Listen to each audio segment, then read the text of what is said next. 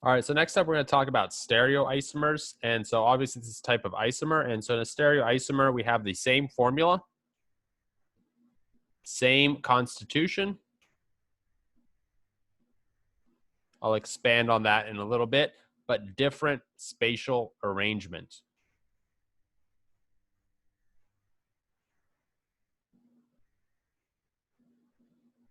So let's take a look at some examples. First of all, let's take a look at this dichloroethane. So we can have this molecule, and then we can have this molecule. And then we can think about the relationships from one to the other. And of course, this is a single bond, so we can rotate about this bond to get to this molecule, right? So these two molecules are really the same. These are just different conformers of the same molecule.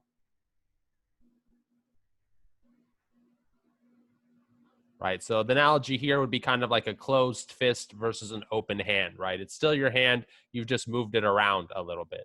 But now let's take a look at an alkene in a very similar situation.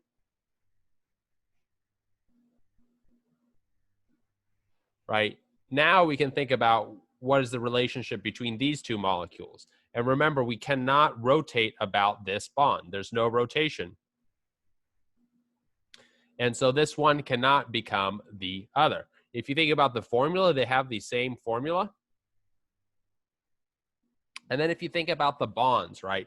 This is a carbon here, it's a carbon here. This carbon is attached to double bonded to one carbon, singly bound to a chlorine, and then singly bound to a hydrogen. So if you think about the bonding here, it's pretty much the same. So we're going to say that the constitution is the same. But what's different is the spatial arrangements.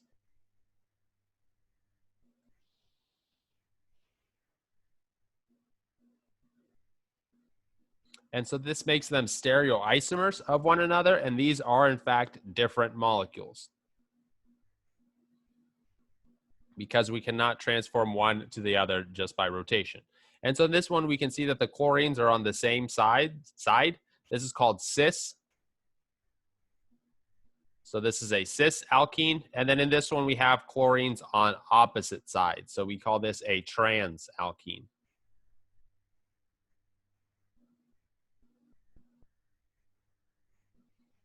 And we'll talk about these alkenes a little bit later, but this just gives you an example of a stereoisomer, right? So more on alkenes later.